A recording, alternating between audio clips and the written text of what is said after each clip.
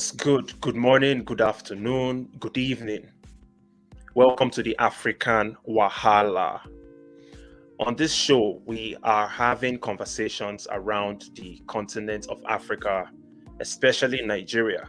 Not only the continent of Africa, we also talk about the people of African descent from all over the world, the things that we face on a day-to-day basis that keeps us at the position that we are in.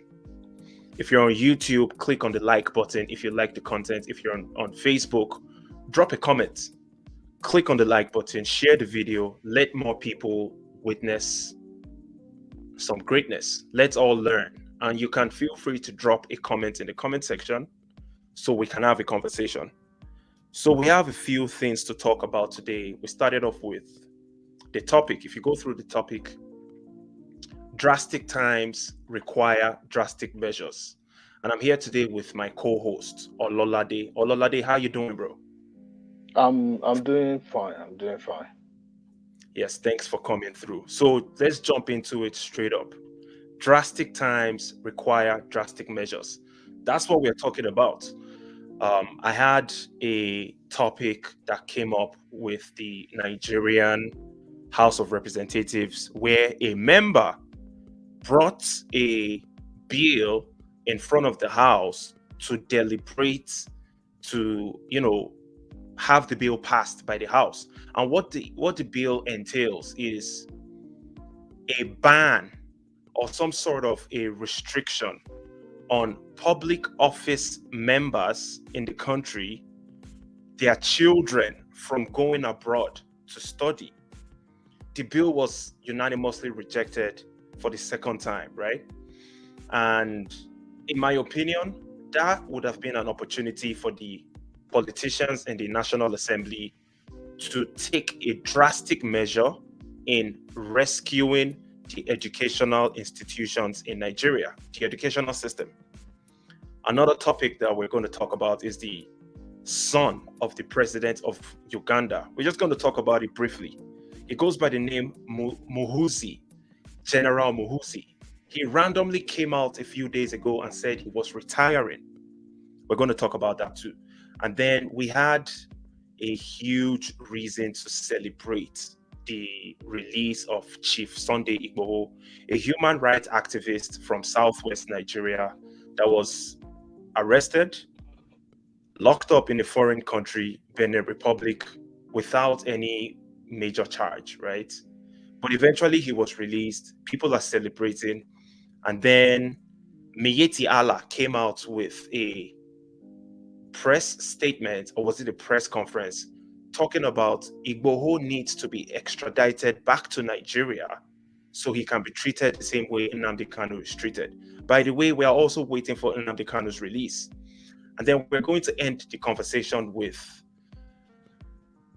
some things that we can learn from the unfortunate case of Bamishe, the young lady that passed away in a BRT bus, a government transit system in Lagos, the biggest city in Africa. She took a transit bus on her way home from work, but she was murdered by the driver. Very crazy story. So let's jump straight into it. Before we go in, I'm just going to send a shout out to the people on Facebook. T-Bar. They don't love the country. They enjoy milking the country to ruin it down completely. That's what T-Bar says. And that's absolutely correct. She also says, these Miyetti Allah are mad, my sister. We're going to get into that conversation. We're not going to be here for too long. It's going to be an hour-long show, okay? So strap up your seatbelts. Let's jump into it. My brother Ololade, I know you Yes, probably sir. have something to say. We have the president. We're going to Uganda, East African country, to start this conversation. And we're just going to talk about it for like 5 minutes. The president of Uganda, Yoweri Museveni, he has been there for 36 years. You're aware of that, right? Yeah, absolutely. His son, his first son, he goes by the name Muhoozi. Let me share my screen so you can see what I'm looking at. So Muhoozi, General Museveni's first son, came out on Twitter 2 days ago and said he was retiring. Now, I want you to understand that Muhoozi um, has been finessed to take over power from Museveni. First and foremost, he became a general through unscrupulous means. Secondly, he is the leader of the presidential guard that guides the president. So it makes a lot of sense because Museveni, a failure that has been the president of Uganda for 36 years, he needs protection. And for that reason, his first son is the perfect candidate to safeguard him, right? And then he promoted his first son to become a general. Now the first son has retired. I'm going to give my opinion and then I'll let you speak, Ololade. I Mm-hmm. think Muhoozi is retiring because he's trying to gear himself up to get into full political life. What do you think about his random retirement, Muhoozi? Well, Museveni is, if I'm not mistaken, is 77 years old now, Yeah, right? thereabout. Yeah, I think He is, 79. Yeah, 77, 79. so he's old, and once you start getting close to your 80 years, you know, things start going downhill for you. So they pretty much probably, it's not even probably, I'm quite sure this guy sat down with his father and they are looking at what is the next move to take. They don't want it to happen suddenly. Take an example from Zimbabwe, where this guy Mugabe didn't have a son that he actually prepared to take over from him. So they are trying to maneuver the Ugandans in a way that once Museveni becomes, incapacitated to continue ruling the country, Muhoozi will be the one that is going to take over. So there's not going to be excuse of him being in military and making it looks like, oh, it's a military takeover, right? So Yeah. what they're doing is, I've retired from the military. I'm a civilian now, and since my father is retiring from politics, or since my father has died, I'm in position to contest for the presidency under the fake democratic process, which we all know is fake. And guess what? He's probably gonna be elected into the position of the presidency of the country. So it's all game. It's all game for these guys. It's all planned work, and everything is coming to light now. Like we've said before, he's a fake general. He didn't do anything, to deserve being a general in the first place, and now he's gonna come out and say, "Oh, I was a gallant soldier when I was a soldier. Then I retired with my head's high, and now I think I'm the right person to lead the country and become the president." It's all bullshit. It's all bullshit. Yeah. So the main reason we're talking about this is because it concerns all of us Africans. We have many countries on the continent that have dictators, incapable leaders, greedy, selfish, reckless leaders that all they care about is the money that they can make, holding on to power, and using any means necessary to hold on to power, even if they have to kill their citizens. It's not only us in Nigeria that face such dynamics in the country. As a matter of fact, in Nigeria, it's not even that crazy because you can't have a leader rule for 36 years without an all-out war breaking out in Nigeria. But in Uganda, Museveni has successfully been able to hold on to the country, to basically hold the country by the balls. Look at it. Look at the title of this article. It says Uganda's first son, Muhoozi, announces retirement from the army. What this tells me is that they have personalized Uganda. The Museveni As family as a family business. as a family private property. That's what they've turned Hmm. Uganda into, which is very, very sad. And it's up to the Ugandan people to reject this. You're going to find many people in your society that will support Muhoozi. I'm talking about people that are also victims of Museveni and Muhoozi. They will come out and support these people. But it's up to you guys, the majority, the 95% that is downtrodden, bullied, having your human rights taken away, the people that have been cheated for 36 straight years, election after election, rigging. You guys need to reject these people, point blank and period. So Yeah. that's the first story we're going to be touching on. Yeah, you want to Yeah. say something, bro? Yeah, just to make one point that also in Nigeria, as crazy, as terrible as Buhari has performed in the last 7 years, we have a lot of Nigerians, even educated ones for that matter, that support this guy. And they tell you, oh, Buhari is the best president Nigeria ever had. And it's quite glaring that Buhari has been nothing but disaster for the country. But you will see a lot of people that at times you have to sit down sometimes and just reason, like, did they take the brains of these people away for them to be making this kind of terrible comments? So it's on us for us to stand for truth and make sure we continue putting pressure on these guys. Yeah, well said, bro. And I feel like it's Stockholm syndrome. It's a psychological, it's a result of post-traumatic stress disorder that a lot of us are facing. You've been bullied for so long by the same people for so long, to such an extent that you find yourself loving the people that have been bullying you. Make sure you reject it. Don't be that person. Reject it the moment you find yourself giving these people any form of leeway. Reject it. Get it out of your minds.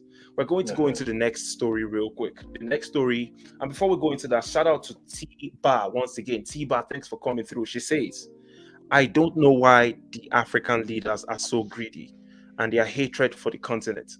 Man, that's a great point. These people they have hatred for the continent. Because if they really did love the continent, like they pretend like they do, they would strive for a better continent. And this is a great point that takes us to the next conversation. The House of Representatives in Nigeria, they had a member that suggested a bill, right, to be passed along to make it a law eventually. That bill requires the children of public office holders to have to school in Nigeria. That basically means if you are the child of a politician, a civil servant, not even a regular civil servant, I'm talking about the top ranked civil servant. If you're the child of a governor, the president, all those types of people, you are required to study in a Nigerian university. To be honest, in my opinion, that bill kind of sounds like it contravenes some rights, like it takes away the rights of certain people. But we don't have a regular country. We have a country where we already don't have rights as a people. The politicians have taken away our rights. So if these people are truly patriotic and they love the country like they claim like they do, then they should be willing to take some sacrifices. But unfortunately, they are not. I have a 2-minute video that I want to play for you. Not even 2 minutes, about 45 seconds. Ololade, do you want to say anything before I play the video? It's a video of the House of Representative member that set that bill in motion. Eventually, the bill was unanimously rejected by everybody else in the National Assembly. But I have a 45-minute clip of that guy talking about the consequences of these politicians pretending like we are not in a drastic time and drastic measures need to be taken. Yes, sir. Cook for you. That's how what used to happen. But go there today, and then they don't have the basic learning tools in schools. Research institutions don't have things for research. Lecturers are not paid, and we say it's okay. We should take steps to change this. We say it's okay. It's not okay. So I know, and I'm shocked and surprised that people can't see this, because it's the usual Nigeria thing that well, it's okay, we're going to get by. No. So we should be making laws right now that can cure the ill or the evil that's been happening in the last 30, 40 years. not for dragging. We are just taking it as if, oh, well, we'll get by. No, it's already late. We don't have the time. Time is of the essence. We need to make laws right now to correct things we didn't do in the past. But unfortunately, So that's the long and short of the video. That was the honorable. He goes by the name Shegun Ogun. He represents Esan, Northeast and Southeast in Edo State. Now, me personally, I don't like calling them honorable members because 99% of them are dishonorable. These people are reckless. These people are not willing to take any sacrifice for the country that they claim that they love. And these people are only there to make themselves rich. It's always been that way. That has been the culture of the National Assembly, the Senate, governors, ministers, presidents, vice presidents. That is the culture of the Nigerian political class. Get into that position, enrich yourself, and get out. That's their culture. But this guy, I would call him an honorable. Talking about Shegun. I might be mispronouncing the name. His last name is Ogun, Ogun. I give him the title honorable because what he did was honorable. What do you think, bro? Absolutely, absolutely. At times, you don't know what to believe when most of our political leaders, when they make comment about things at times, it seems as if there is motive behind the comment they make. But in this instance, this is something that need to be said, because for so long the leaders have abandoned the educational sector of the country. And if in a country where education is abandoned, it's just a matter of time before everything completely break apart, right? So kudos to this guy bringing this up, and shame on the House of Rep members for not voting the bill. We know it's something that's going to affect a lot of them, because most of them, we see what their children do abroad, because all the money they are looting and stealing, their children are spending it abroad. So I know it's something they will reject, but for this guy coming out to say this, it is something honorable, and he deserves the title honorable, because somebody needs to say it. And it is better if the person that says it is someone among them that could make that change, so that they know that this is something that needs to be done. You know, one thing he also said in that interview, I didn't want to play the full thing because it's not our content. Honorable Ogun said, if we do nothing about this now, we keep sweeping it aside, sweeping it under the carpet like we've always done in this country, a time will come that a radical leader will take over this country, and he will force you guys and your children to have to school in public universities. Now, there is a difference between public universities, private universities, and foreign universities. I mean, Nigeria has a huge population of students abroad. In Ghana, they said there are about 75,000 Nigerians schooling in Ghana. I'm not sure about the United States, the United Kingdom, and all those Western countries. You can imagine how many hundreds of thousands of Nigerian students are schooling there. And that translates into billions of naira that goes out of the Nigerian economy into those economies. Apart from that, the mere fact that the continuous degradation of the educational sector, just like every other sector in the country, has been on for at least 3-4 decades.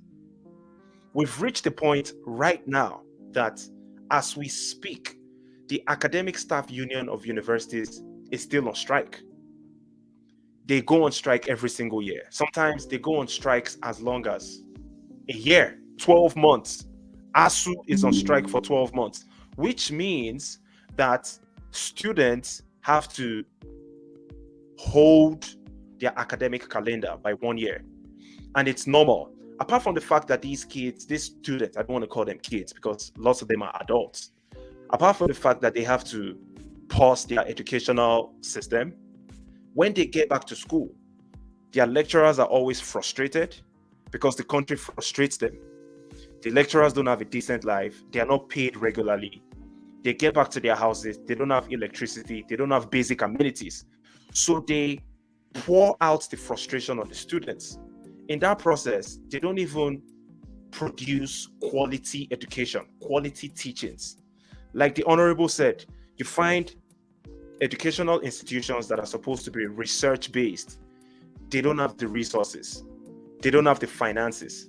So they keep churning out a bunch of graduates that are half baked year after year. And now we've gotten to a point where it's like the entire system is capitulating.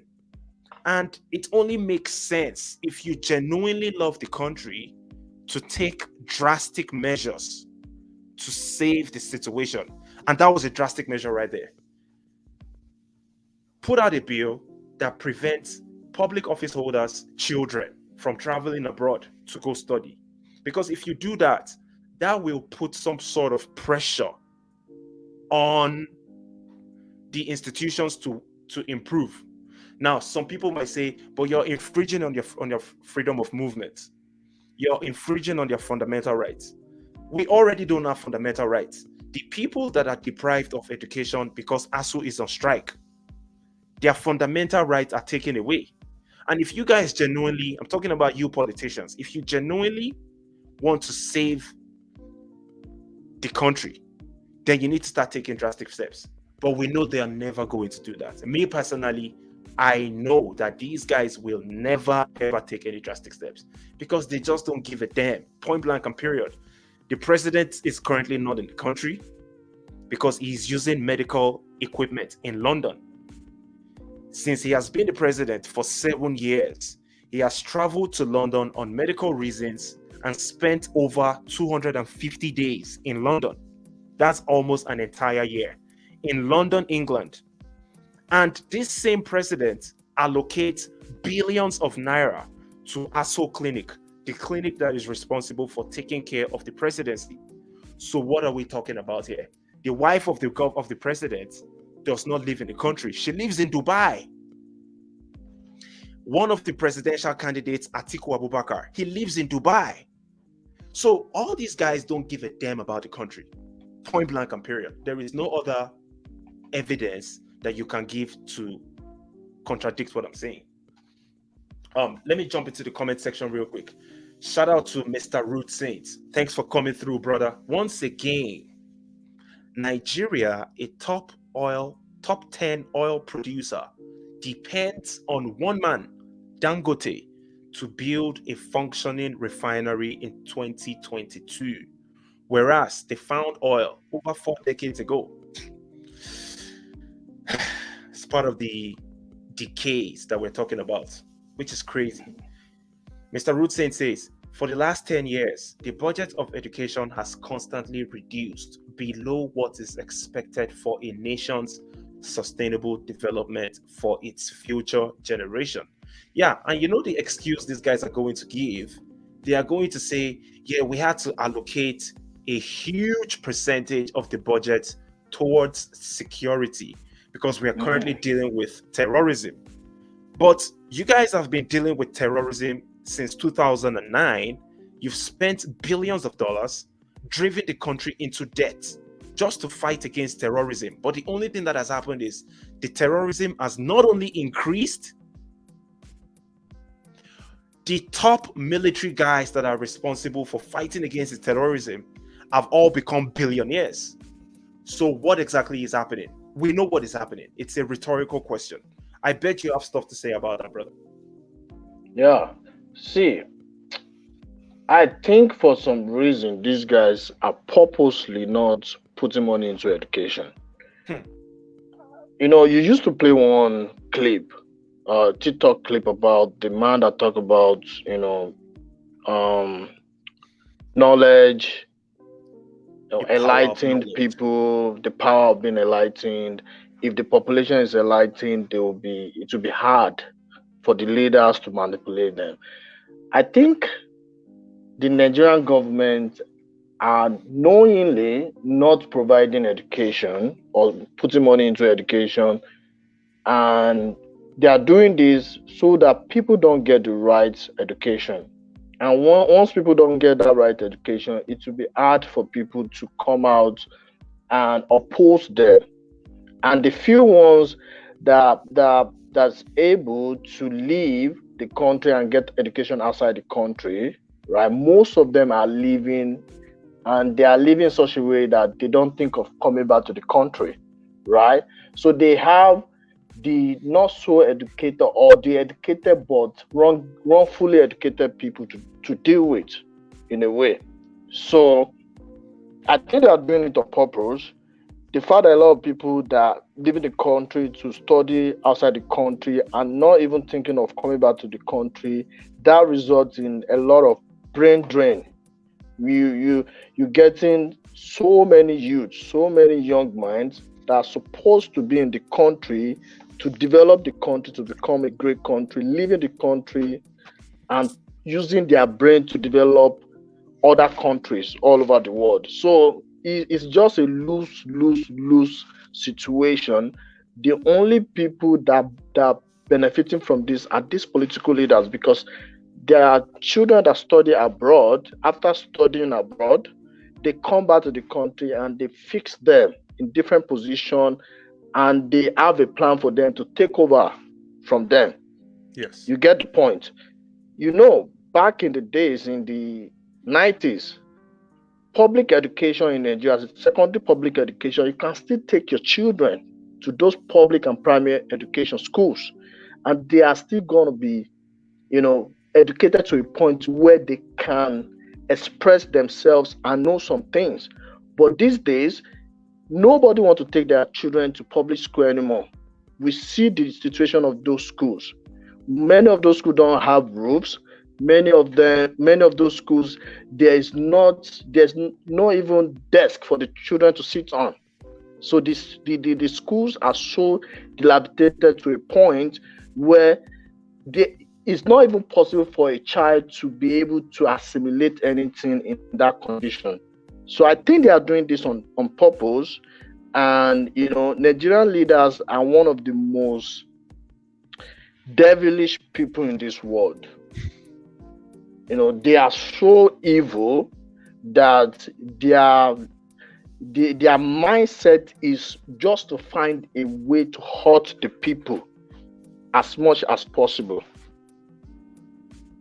And you did not lie there, man. Right now, as we're speaking, I'm looking at some photos of public It's a schools in shame. Nigeria. How can you call these schools, for God's sake?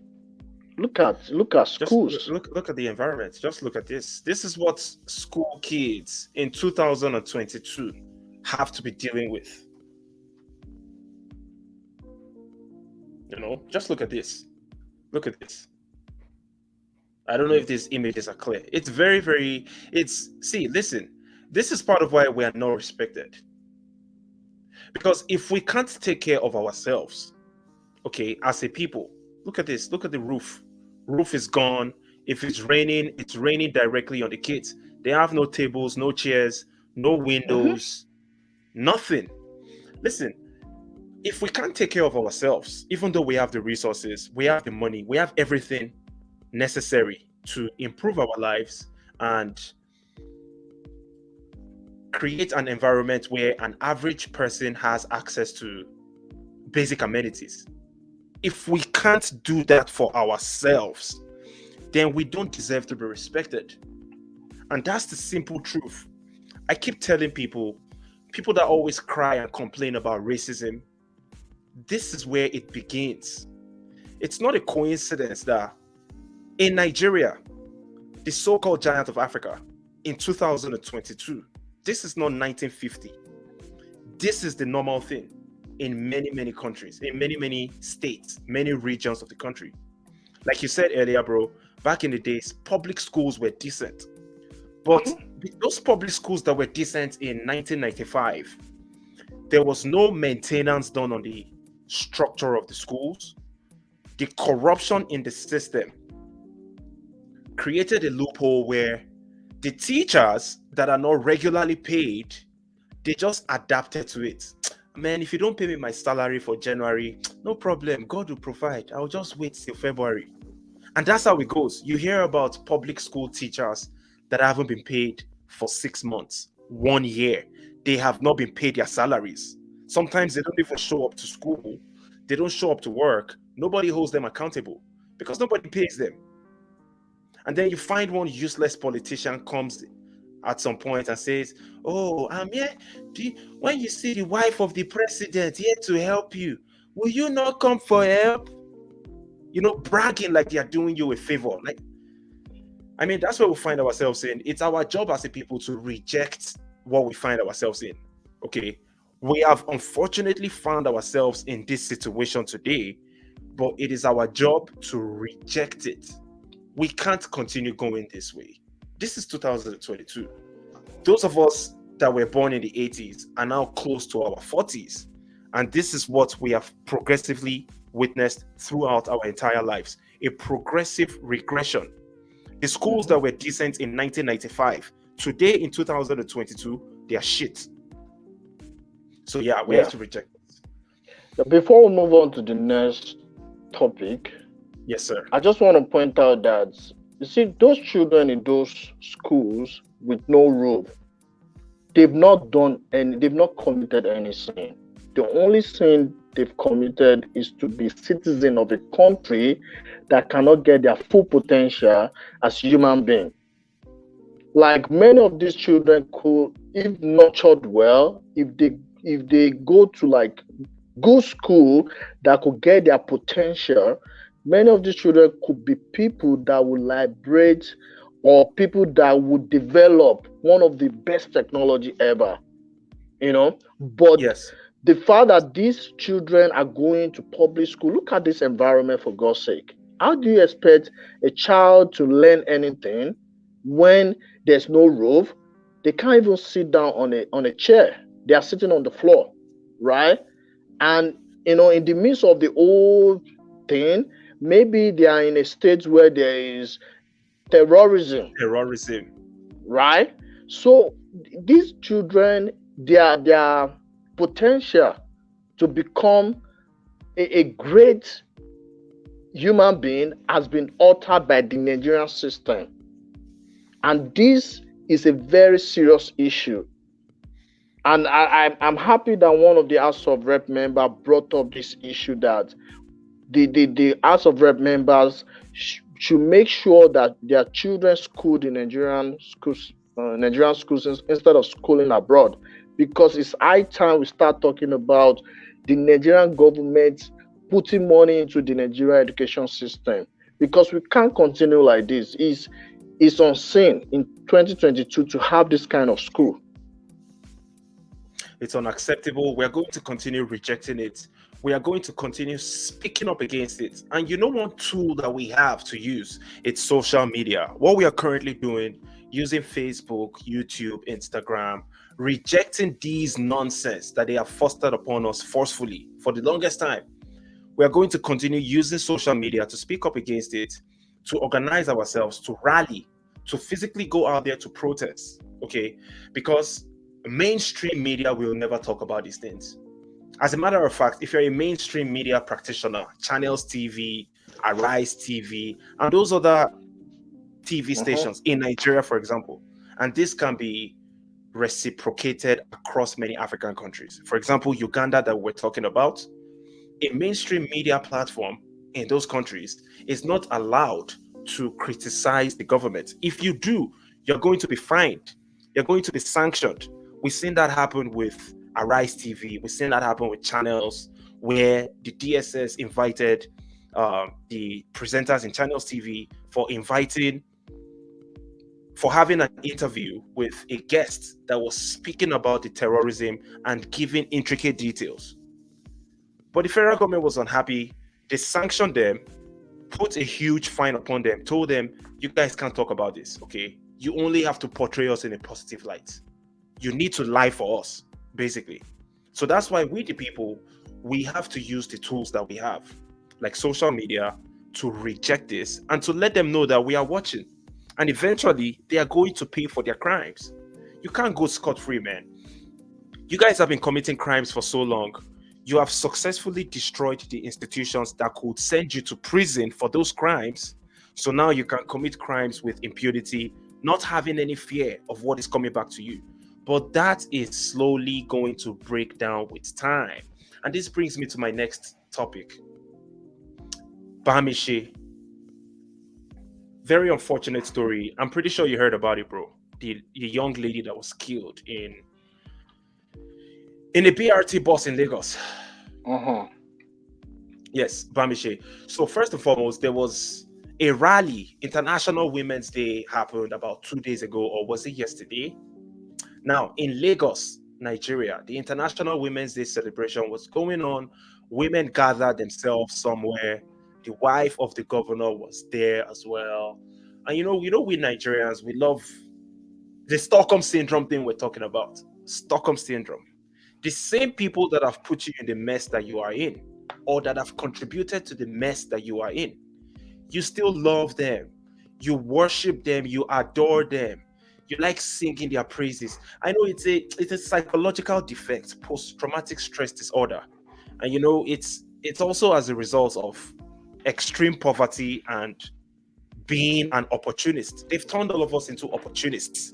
So a lot of people, in my opinion, this is what I think. People are singing their praises just in case the rich politician decides, you are a loyal servant. Take this 2,000 naira. Just go and buy yourself bread. That's why I think people do this. So there was a brave lady. I'm going to share this video with you real quick. The women were singing the praises of the wife of the governor. And this lady ran up to the main person with the microphone, snatched the microphone and said, "You guys need to stop praising the wife of the governor. Just because it is International Women's Day does not mean you have to be praising the wife of the governor." When we had a lady, a young 22-year-old girl that was killed on a government bus, public transit, not private transit, public transit.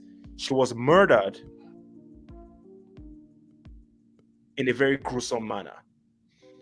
Thank God they were able to pinpoint the culprit. And I believe the driver confessed to the crime and is currently with the police. But look at this video.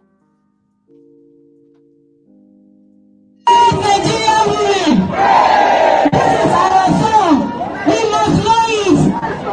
Of course, we have our excellency in our midst. I want us to play that song again. We're celebrating our excellency. We're celebrating all the women here today. No, don't let this song again.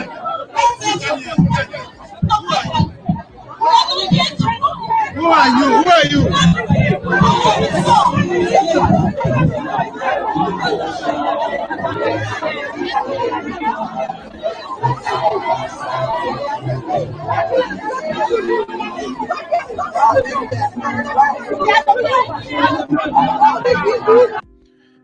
So this is the crazy thing about our culture. And I know you have some things to say about this, bro. So this young lady, like the presenter was saying, we are celebrating International Women's Day. We are celebrating the wife of our governor. Can that make any sense, bro? If you are celebrating International Women's Day, which is the celebration of all women, why do you have to put the focus on the wife of the governor? If you don't have a slave mentality, if you're not another opportunist that is trying to play safe in front of the wife of the governor so she can give you crumbs to eat. That's what I feel. But then the brave woman went over there, snatched the camera and said, no, we need to mourn the death of Bamishe. What do you have to say about that, bro? Well, you see all those people singing the praise of the governor's wife. I don't really care about them.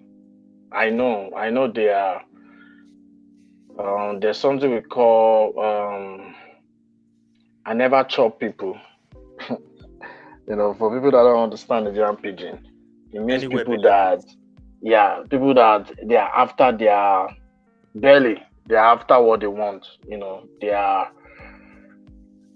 so many of them in Nigeria.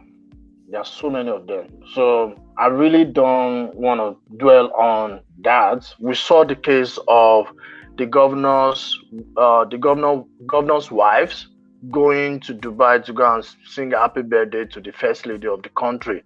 The last time we talked last week, right? So it's all eye service. It's all, what can I gain from this government? Trust me, if the governor leave that position tomorrow, all these people singing the praise of the governor's wife, they are not going to do it. It's because she's in position of power and they think they can benefit from her. That's why they're singing her praise. But I will go to the discussion about Bamishe. You see, when I heard about that news and I got to know the truth of what really transpired, I told my wife that Nigeria as a country has gone to the dogs.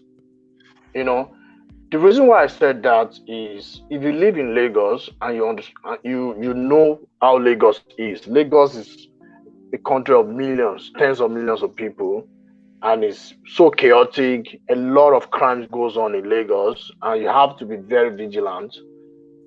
I'm saying this from personal experience. And when you are in Lagos, being in your private car is not safe. Taking a cab is not safe. Even taking Uber is not safe. Taking a bike or car like public bike is not safe. Taking a tricycle is not safe. The only thing that most Nigerians consider to be safe is BRT, which is public transport, the government-owned public transport, right? Not private transport like Danfo and all those ones. The public transport is considered to be safe because there's routes, they can't just leave and go anywhere. And supposedly, I heard that when I was in Nigeria then, I don't know, I don't think they have it, but I heard that there's CCTV inside the buses, right? And Bamishe will be thinking that, she entering BRT is the safest thing for her to do at that point in time. And for something as terrible as that to happen to that lady shows that the system, the country is I don't want to say completely gone, right? But it's almost completely gone because I cannot for the life of me see reason into the fact that a BRT driver, a government worker could do something like that to an innocent citizen. And all that said, the following day, the youth wanted to come out to protest and, protest about what happened. Guess what? The governor of the state put out the military just the way they normally do.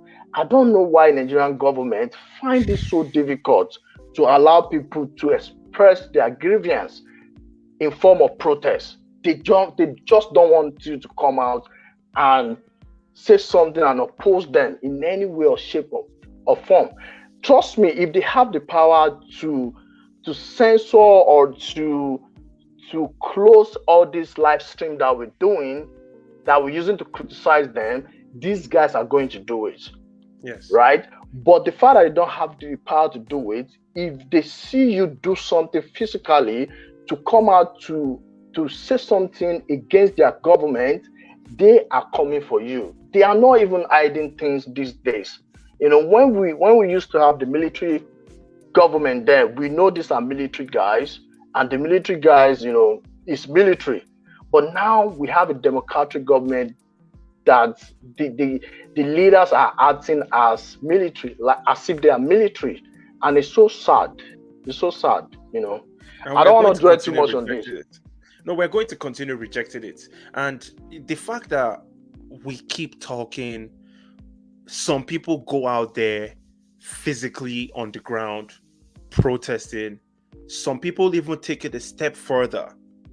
They utilize those dead institutions like the judiciary. You find lawyers coming together, they gather evidence, sue someone, Most of the times it's swept under the carpet because the judiciary is extremely corrupt, but sometimes they have positive results. So whatever tool that we have access to, we have to continue using these tools until these people are run out of their offices, until their reckless behaviors can be checked, until these people have fears of being held accountable. Because right now, the truth is, the fact that all the institutions, like I've been saying multiple times, have been destroyed. The judiciary is gone. The executive arm of government, the legislative arm of government, they are trash. The institutions that are supposed to serve and protect, like the military, the police, they are gone. Extremely corrupt. They work for the executive and the legislature. So the fact that all these institutions are working against the people, it has put us in a position where we don't have a choice but to reject it, continue rejecting it until we get to a point where you, a public office holder that commits a crime, you are afraid of the consequences of that crime because now the people can hold you accountable. Now you might end up in prison. But the system that we have now is such that they can't end up in prison. They can commit crimes with impunity. They can snatch away your human rights. They can do whatever. And they know nothing is going to happen. So we are going to continue rejecting these things by word, by action, by any means necessary, using any resources that we have until we accomplish what we are trying to accomplish. A society where there is fairness, equity, and justice. That's all we are asking for. Okay, we understand there is no perfect society in the world. We understand that there is no country in this entire world where there is no sort of injustice to an extent. There is no country with 100% justice. There is no country with 100% wealthy people. Even the wealthiest countries in the world have poor people. But the least that we can do as a society, whether we call ourselves Nigeria or we break up into multiple countries, the least that we can do is to have a society where we can strive towards equity, fairness, and justice.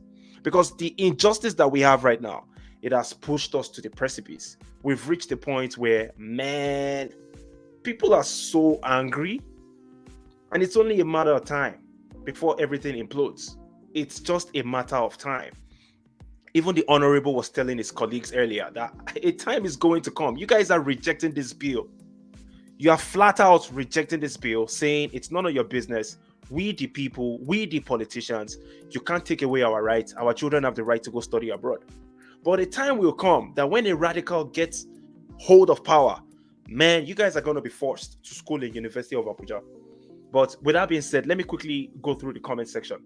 T-Bar, once again, T-Bar, thank you so much for your comments, for your conversations. Good, beautiful sister. She says, they abandoned the educational system because their children studied abroad. So they don't care if schooling works or not in Nigeria. What do you expect from looters? My sister, I expect the same.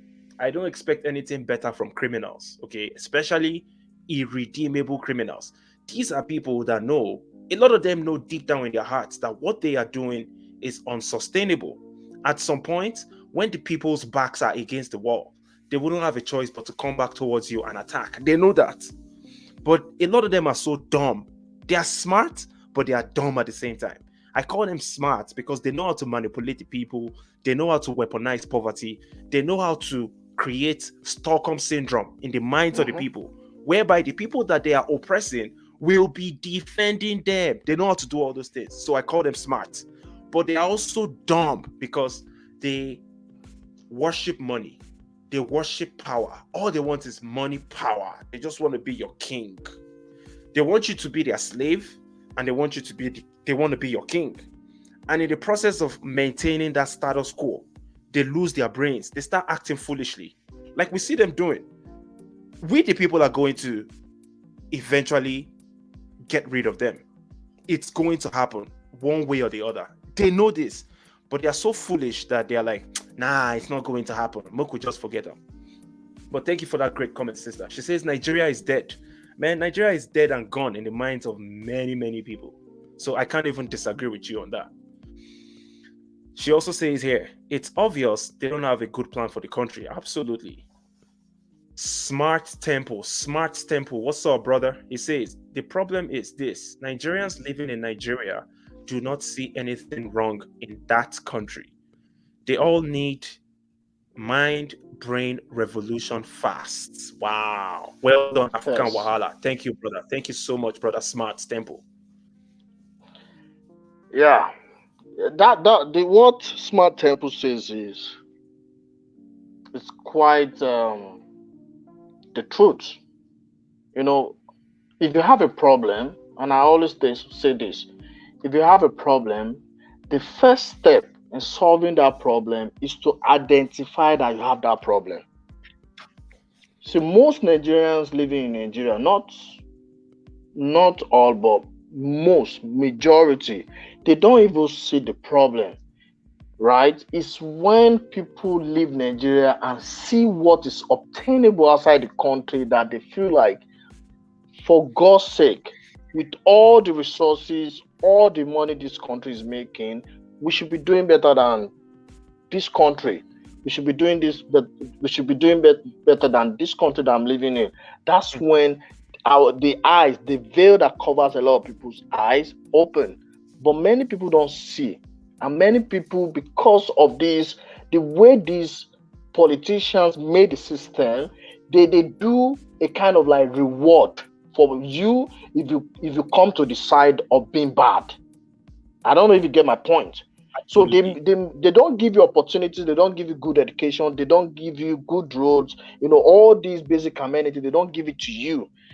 And as a human being, you want to survive, right? So now it's either you go with your conscience and remain poor and die being poor, right?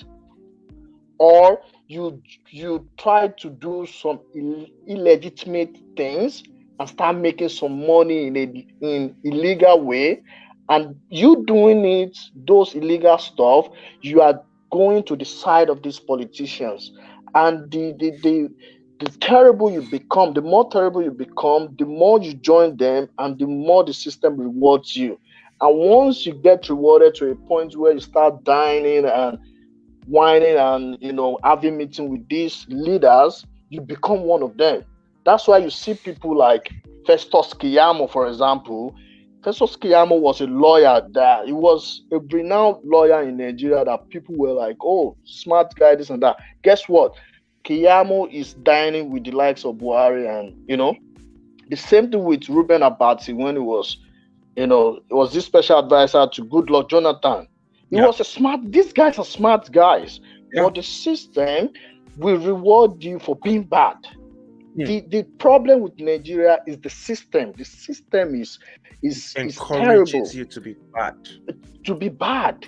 If you are not going to be bad, it's either you remain who you are or you leave the country, so your conscience, you can at least have a good conscience that I did not become what the country wants me to become. There are few people too that are doing good and they didn't become these terrible people in the country. There are many people like that, but majority of the people, if you want to get into those positions of power, the elite position, you most likely going to do something bad. It's the way the system is structured. You have to dine with the devil. Absolutely, that's how it is. That's just the way the system is. It's not through merit. It's not a merit-based system. It's a system of who do you know, who do I know. It's a system of who is the best at cutting corners, who is the best at finessing, who is the best at cheating and not getting caught. That is the system. That is the individual that will be rewarded. If you're a person that wants to go out there with straight merit, oh, I'm intelligent, I have these academic qualifications, I have this work experience, you stand a little bit of a chance to make a change. But I guarantee you are going to have to dine with the devil. That's just how it is. Okay. And these are the things that we are going to reverse. You see, these conversations that we have on social media, a lot of people might just look at it like, oh, now today talk. Waiting be the action. Listen, man, these talks inspires a lot of people, enlightens a lot of people, and makes people take decisions. Like you just said now, bro, a lot of people, it's not even until they travel abroad before they realize how bad they've had it throughout their entire lives. And then they start becoming angry. Like, which kind of nonsense be this? These people, do they think we are fools? You know, you're cheesed, bro. You're upset. And you're like, man, I got to do something about this. And that's why a lot of us have this mindset that we have. And speaking about this, let me just deviate a little bit. You see, if you're within the social media space of Africans from the diaspora, you find a lot of Africans from the diaspora saying stuff like, man, we the Africans from the diaspora, for example, Black Americans, we the Black Americans, we are the ones to save Africa. When we get to the continent, eventually, we are going to teach them how to live a better life, you know, how to reject the Western world or whatever their ideology is. It's because it might sound to us like, man, these people have a superiority complex. But the truth is, they have a different perspective. They might not be entirely right. Don't even think for 1 second that they are all right. No, a lot of them are dummies. But a lot of them are telling the truth because they can see from a different perspective that we can't see from. I mean, we are still the people that we literally worship our oppressors. That's the kind of people that we are. We are people that your governor, that is a thief, that is a killer, a criminal that was the governor for 8 years, that did absolutely nothing. That state that he was the governor of is a shithole. No sanitation, no electricity, no good roads, no hospitals, no good schools. But that criminal, because he was a governor for 8 years and he has amassed wealth, because that's all they do. Once you get into a position of politics, you amass wealth. You don't go there to improve the lives of your people. You go there to enrich yourself. So now that you've enriched yourself, you're thinking, man, let me step up my resume. I want to be the president of this country. The people that have been your victims for 8 years while you were the governor, they will be supporting you. This is our Baba. This is our Baba. You know, one of the biggest ironies, people that hate Buhari because the guy has destroyed their lives, they still call him, hey, Baba Buhari. Baba Buhari. Made that man just go retire. Bro, I don't know if you can explain the psychology behind that. Why are you calling someone that you hate, that has destroyed your life, why are you calling him your Baba? It's the culture. It's the culture. There are some things that are good about our culture, and there are some things that are bad. And one of those things that is bad about our culture is the fact that no matter how bad someone old, no matter how bad they've done, you still kind of give them that respect as another person, right? Like, you can, let's say, for example, you work in a company where your manager is a terrible human being, a very terrible man, right? He doesn't pay your salary on time. He talks to you like you're not a human being, right? You're still going to call him Mr. whatever it is, Mr. Ademola or whatever, right? Or Mr. Ade something, right? Because you will find it difficult to call him by his first name. And you calling him that Mr., you're still giving him that respect. This is someone that is not supposed to get your respect, because, you know, the relationship should be kind of mutual. You come in, giving your time to the work, it should give you in return what you deserve, right? The same thing, you can take that same analogy to this Buhari talk of, even though this guy has done so terrible, some people still, some Nigerians, a lot of Nigerians believe that because it's an old guy, you know, is a baba, and he should just go and retire instead of him paying for the bad things that he has done and the millions of lives that he's responsible for. So that's the point that I would draw. out of this. There are some other reasons why Unfortunately, this is happening. unfortunately, this when we give these idiots, these animals, when we give them respect, okay, the same criminals that have destroyed our lives, when we give them respect, we are only pushing them to become martyrs. Is that how to pronounce that word? Ma- to become heroes. Before you know what's up, Buhari, give it a few years. Buhari, in my opinion, is supposed to go to prison from this his presidency. But in a few years, if the Nigerian system has not been destroyed that allows criminals to roam scot-free, Buhari is going to become an elder statesman. He's going to become someone of high political relevance that up and coming presidential candidates and aspirants are going to be approaching Buhari. Hey, Baba, good day, sir. Baba, please endorse me. But you know what's funny, bro? Now that I'm thinking about it, it's probably not going to happen because Buhari is from Katsina. Katsina is about to be gone because bandits and terrorists have taken over that area. So Buhari might not even have a hometown to go back to, all thanks to himself. Now, before we digress a little bit more, and the show is about to be over, by the way. Ruben Abati, this stuff that you talked about, I don't know if you saw what happened between Ruben Abati of Arise TV and one of his colleagues. Did you see that video? Yeah, I did. Yeah, it ties into the same thing that you were just talking about, where he's expecting the lady to respect him by calling him Uncle Ruben or Daddy Ruben. I don't know whatever he wanted the lady to call Mr. him. Ruben, at least Mr. Ruben. Mr. Ruben. But Ruben, people like Ruben and their mindsets need to be gone. If you are at work, there needs to be a cordial relationship between yourself and your partners, your colleagues. It's not supposed to be an uncle-niece relationship or father-daughter relationship.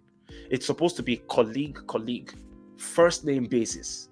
That's how you should be addressed, especially when you're journalists. But Ruben fucked up because he was trying to impute culture into the workplace, which would make the workplace less efficient. Okay, so it's not even an attack on Ruben, even though I don't really like Ruben, but I'm not trying to attack him. It's an attack on the mindset of us Nigerians and many Africans in general. You respect the same killers, the same murderers that have ruined your life. You need to stop it. Okay, it's a mess. Stop it. Now we're going into the final topic of the conversation for today. It has to do with Sunday Igboho. Sunday Igboho was finally released, and Mieti Allah had something to say about it. They said Sunday Igboho should be returned to Nigeria for prosecution, treated like Nnamdi Kanu. But bro, before I go into that, let me quickly give a shout out to all the people in the comment section. Mr. Root Saint, shout out to you, brother. He says, okay, he sends a link from Reuters.com about Africa. More than 200 gunmen killed. Nigeria's security operation official. I would have to click on that website to see the details. Root Saint says also, Nigerians accept things from their politicians that even slaves will never accept from their masters. And I agree. Bro, I agree with that, man. My brother Root Saint is angry. He's as angry as me, man. That's when we use very strong words like that. Even slaves will not accept living in a country a society that calls itself a country that has abundant natural resources, but for 60 years, we can't produce electricity. We can't produce constant electricity for just 20% of the population. Nope. It's rocket science. We can't produce good roads, no hospitals, nothing for 60 years. That's exactly what Mr. Root said is saying. T-Bar comes again. Chicken brain set of women. Yeah, she was referring to those women that were singing for the wife of the governor of Lagos, like slaves, like crumb chasers. I don't even know what to call them, man. Break up Nigeria to preserve our culture and sanity. I can't even disagree with you, sister. T-Bar, she says, break up Nigeria to preserve our culture and sanity. I cannot disagree with that statement. Or do you disagree with that, bro? Honestly speaking, the level of insanity in Nigeria is out of ordinary. Like it's unimaginable right now. Like something has to be done. Something has to be done. So that we break the country up, break the hell out of the country, or we totally, and this has to be a complete reform of the country. And that reformation will be as good as even breaking it up. Because, you know, the country has to be changed. Yeah, You cannot continue with this system. it's impossible. Nigeria is the only country that I know that is going down.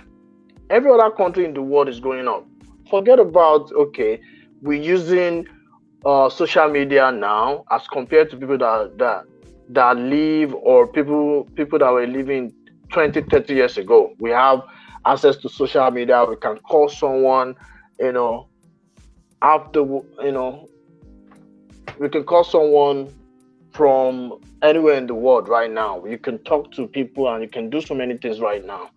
But if you look at the country in terms of the way the country was 30, 40 years ago as compared to now, the country is regressing every single time. Like people used to have peace of mind. You know, security is not something that was difficult to attain back in the 80s and 70s in Nigeria. But now you can't even, I don't think any Nigeria can leave their house and walk on the street of any major city or towns in Nigeria at 2 a.m. or 1 a.m. at night. You know, there's no security of life, there's no light, there's no good roads, there's nothing. So the country is going down every single day, and something needs to be done. Ah, And man, if we that can't thing is continue to like break this. it up, then break it up it is. So be it. And okay, let me touch on the other comments. My brother Smart Temple says, could you touch a bit on religious bandits? They have done more damages. A lot of churches in our high institutions. Sad. Oh my God, bro. If we go into religious bandits tonight, we're going to be here for another 3 hours, because you are 1000% correct. Religion, and this is not an attack on anybody's religion. Feel free to be a religious person, okay? I mean, we, at the end of the day, we as a people, we have our spiritual aspect, and we believe in it to a certain way. All right. Different people have different degrees of belief in their religious, in their spiritual aspect. So nobody should slight anybody for being religious. But if you throw away your logic, because that's the problem that we have, once religion is added to the conversation, an average Nigerian loses logic immediately. 1 plus 1 is no longer 2. 1 plus 1 can be 15. And that's why Nigerians, they are always expecting miracles. Your politician that has stolen away the money that was meant to be used to build hospitals and good roads, you know that this guy stole the money. Instead of speaking up, doing whatever you can to make sure this guy is held accountable for stealing the money for the hospital, what you do, well, with the collaboration of many of your pastors and imams, is just leave them. God will judge them. Just leave them. God will judge them. We've been doing just leave them, God will judge them. Now we are here in a position where the country has been destroyed.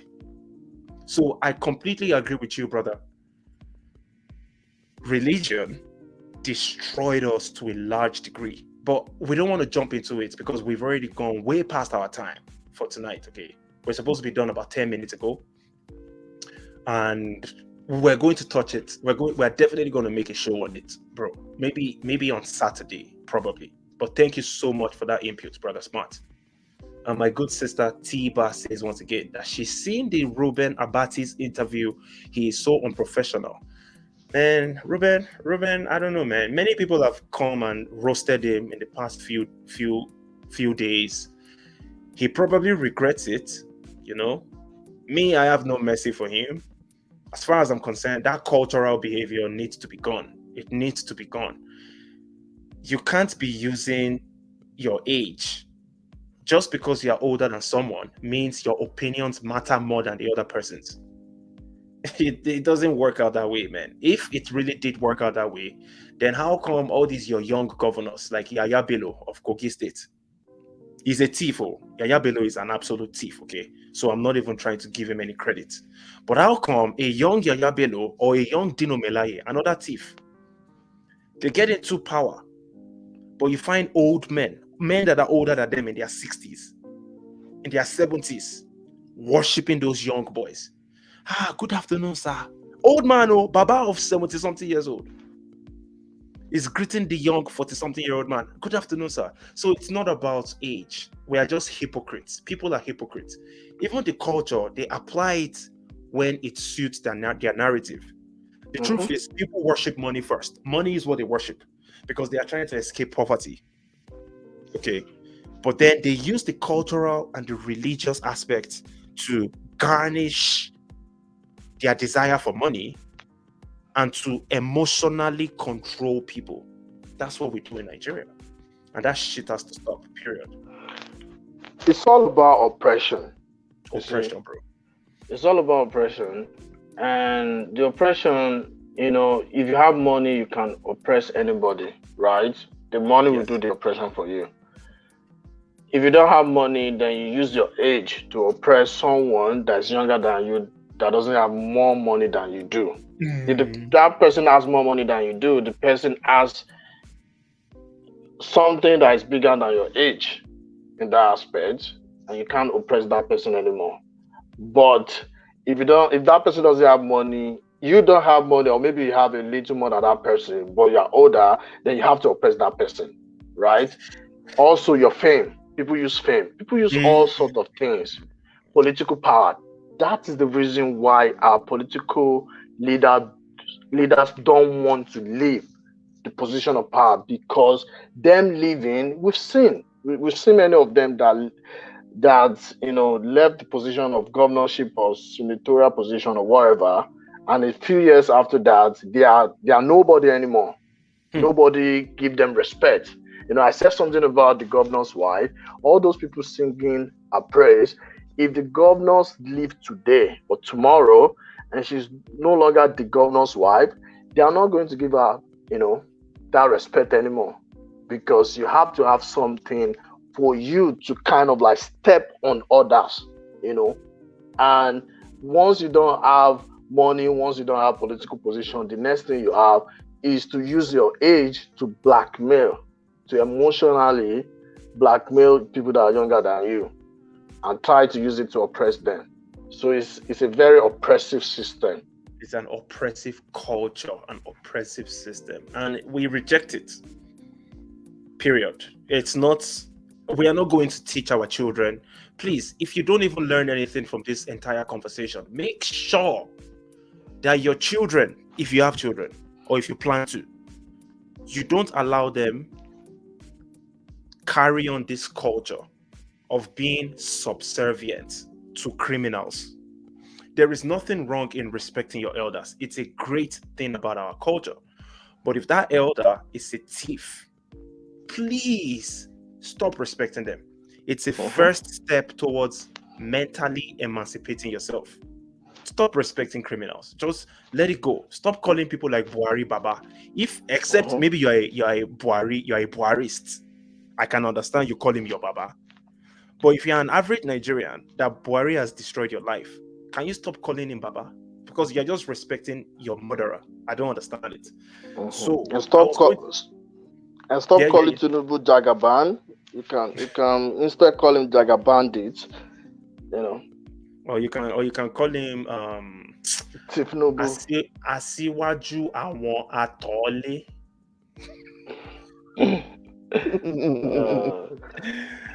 Oh my God, man. They deserve every form of disrespect. They don't deserve any respect, trust me.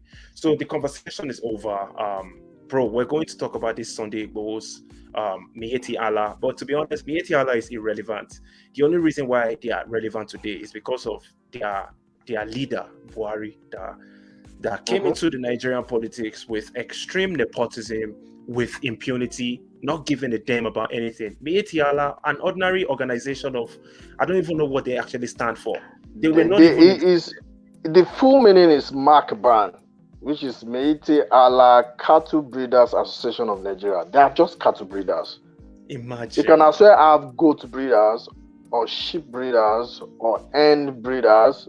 You get what I mean? These are just association of farmers that breed just one animal, and they have so much relevance in the country. That's just to tell you how terrible Nigeria is.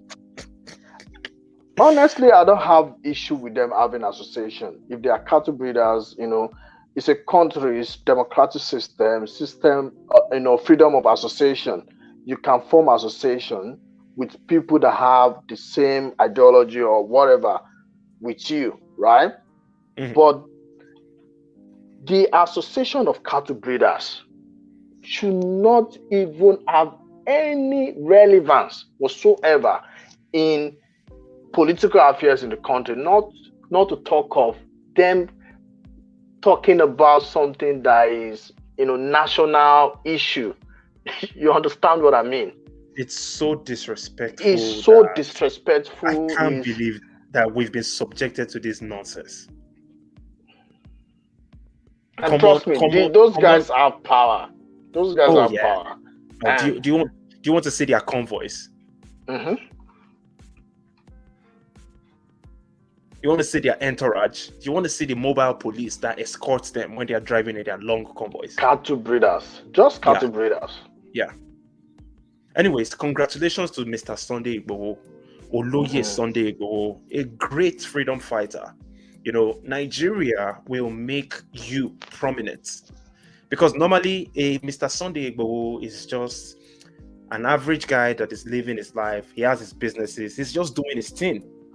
He's not supposed to be a hero, but Nigeria has made him a hero today. And to me, he's my hero. Mr. Sunday Igboho is my hero because this man left his comfortable life to go and fight against invading terrorists. And that made him a target by the Nigerian government. He was locked up in Benin Republic for about 7-8 months. No charges, absolutely nothing.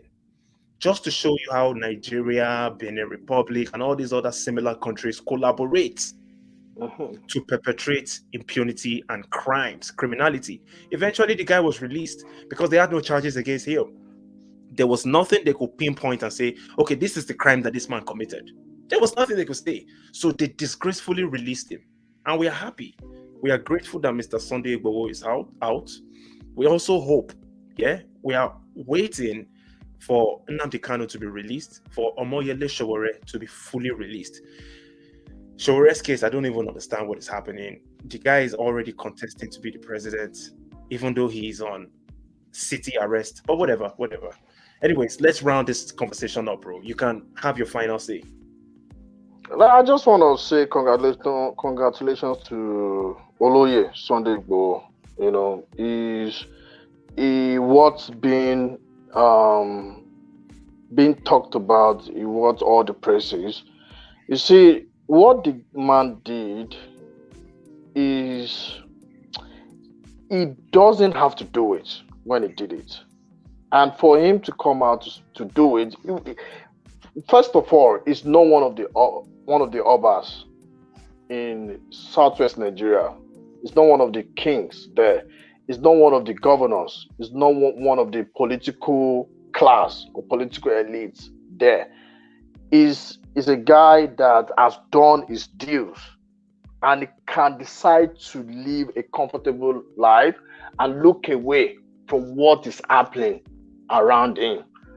But he decided not to do that, and he decided to fight and talk for his people, because at the point, an average Oyo citizen cannot even go to their farm to farm, right? And all these things were happening, and the governors, the senators, the House of Rep members, all the so-called political fathers in that region were not saying anything. Someone needed to come out and say something, at least someone that is known. And this man came out and said he sacrificed his class doing that. He sacrificed his position doing that. He sacrificed a lot of things, his money, his time, Comfort. his energy. He sacrificed a lot of things. He even sacrificed some of his boys People even died in because the process. people even died in the process. Many people will be talking rubbish. A lot of people like to yab and talk nonsense. But if you put it into perspective, what this man has done, the fact that this man talked for the voiceless people in the community and said this thing cannot continue in my region, and said he doesn't want this to continue. The fact that this guy, the people, the freedom fighters in Nigeria, irrespective of where you come from, someone like Oloye Sunday Igboho or Mazi Nnamdi Kanu, we need to continue supporting these guys and talking about these guys. Because if not for these guys, we have a government that is ready to push us and push us as far as they can. Because these guys, they don't know where to stop. Our leaders don't know where to stop. Most people, once they push you to the wall, they will leave you. But our leaders will push you inside that wall and Through the continue wall. pushing you through the wall. Push you through the wall, push you down, push you after falling down, push you right under the ground and bury you. That's what Nigerian leaders do. So and for me, TLF, I pay them no attention, even though I know they are powerful. And Oloye Sunday Igboho should watch his back. He should be very, very careful because they probably have eyes on him right now. So that's my take on the issue right now. Thanks for that wonderful take. And before we go, we need to remind us Nigerians once again: you are a Nigerian. You have no electricity. You are without gasoline. You have no cooking gas. You're without clean water. You have no motorable roads. You're not safe at home, and children are not safe in their schools. You've got no jobs after you graduate. You are nothing.